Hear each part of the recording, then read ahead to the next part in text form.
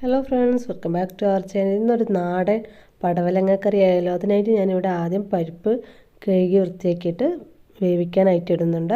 അതിൻ്റെ ഒപ്പം ഞാനൊരു സ്പൂൺ കൂടെ ഇട്ട് കൊടുക്കുന്നുണ്ട്. അങ്ങനെ ഇട്ട് കൊടുത്താൽ ഇതിൻ്റെ വെള്ളം അധികമാണെങ്കിലും ആ ചീറ്റ് വരലെന്ന് നിന്ന് കിട്ടും. അതിനായിട്ടാണ് അങ്ങനെ ചെയ്യുന്നത്. എന്നിട്ട് ഞാൻ നന്നായിട്ട് വൃത്തിയാക്കിയ പടവലം ചെറുതായിട്ട് അരിഞ്ഞെടുത്തിട്ടുണ്ട്. ഒപ്പം അതിലേക്ക് തക്കാളിയും പച്ചമുളകും ചേർത്തിട്ട് ആവശ്യത്തിനുള്ള മുളക് പൊടി, മഞ്ഞൾപ്പൊടി, ഉപ്പ്, വെള്ളം എന്നിവ ചേർത്തിട്ട് ഞാനത് വേവിക്കാനായിട്ട് വെക്കുകയാണ്. ഈ സമയത്ത് നമ്മൾ പരിപ്പ് വെന്തതും കൂടി ഒന്ന് ഉടച്ചിട്ട് ചേർത്ത് കൊടുക്കുന്നുണ്ട്. ഇനി നമുക്ക് അതിലേക്ക് അരപ്പ് തയ്യാറാക്കാം. അതിനായിട്ട് ഞാനിവിടെ തേങ്ങ എടുത്തിട്ടുണ്ട്. തേങ്ങയിലേക്ക് ചെറിയ ജീരകവും ചുവന്നുള്ളിയും മഞ്ഞൾപ്പൊടിയും ചേർത്തിട്ട് നന്നായിട്ട് പേസ്റ്റാക്കി അരച്ചെടുത്തിട്ടുണ്ട്. എന്നിട്ട് ആ ടൈം കൊണ്ട് നമ്മൾ വെന്ത് വന്നിട്ടുള്ള പടവലങ്ങയുടെ തക്കാളിയുടെ മിക്സിലേക്ക് ഞാൻ ഈ അരപ്പിനെ ചേർത്ത് കൊടുക്കുന്നുണ്ട്. എന്നിട്ട് നന്നായിട്ടൊന്ന് ഇളക്കി യോജിപ്പിച്ച് നന്നായിട്ടൊന്ന് അതിനെ തിളപ്പിച്ചെടുക്കുന്നുണ്ട്. ഇനി നമുക്കതിലേക്ക് വറവിടാം. അതിനായിട്ട് ഞാൻ എണ്ണ ഒഴിച്ച് കടുക് പൊട്ടിച്ച് ഒരല്പം കറിവേപ്പിലയും കൂടി ചേർത്ത് കൊടുത്തിട്ട് നേരെ നമ്മുടെ കറിയിലോട്ട്